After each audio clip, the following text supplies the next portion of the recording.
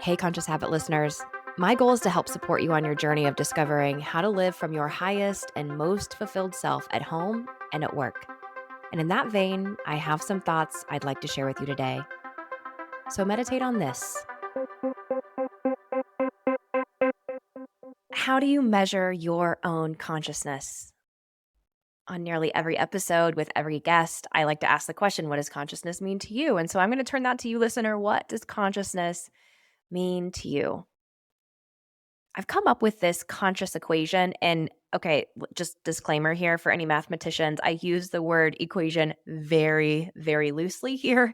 Simply a measurement of how I kind of look at myself and where I can improve my own consciousness or my own awareness. I do believe that being conscious is a habit that we can practice every single moment of every single day, but it requires the following.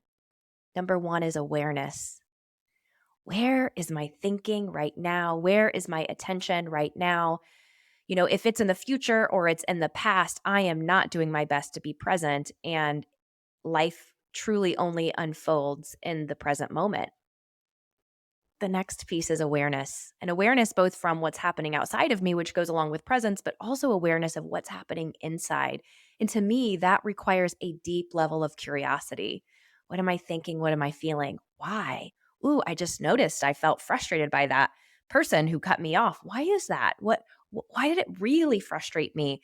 There's a deep level of curiosity that goes along with awareness of the thoughts and the feelings and the actions that we bring to the world. And then ownership. If you have been following me for more than 5 minutes, you've probably heard me say something along the lines of, my life's mission is to teach the world to own their shit. I also have a keynote called Own Your 50, which is just a more PC way of saying, how do we own the parts we can truly control? And so I think ownership is one of those big pieces of consciousness. What can we control?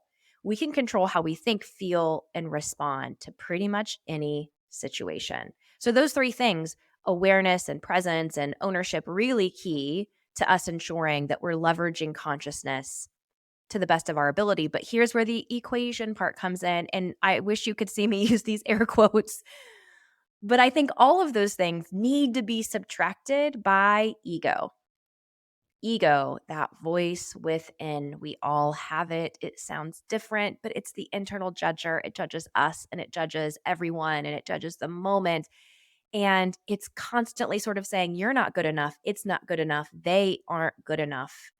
Ego is the cause of so much suffering. If we can learn the difference between our highest best self and our ego, man, can we truly lean into what consciousness is really meant to be? And then multiply all of that by love. And I know it sounds so cheesy, but maybe it doesn't. What is the feeling that you most desire in this world?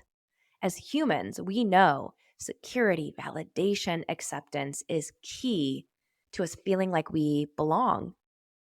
And the highest, best feeling is a feeling of love.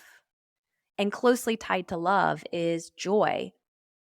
And so for me, again, I keep saying for me, but this is stuff that I coach clients and leadership groups through as well. Learning how to have the tools handy to remain present, to be deeply aware and curious, to take extreme ownership, to call BS on our ego talk, and then to remain in a state of love means we not only live a life more consciously for ourselves, which equates a happier life, we also live a life more consciously for others and with others. And I don't think that I'm overstating when I say there's a ripple effect of good on the planet when we own what we can and lean into consciousness.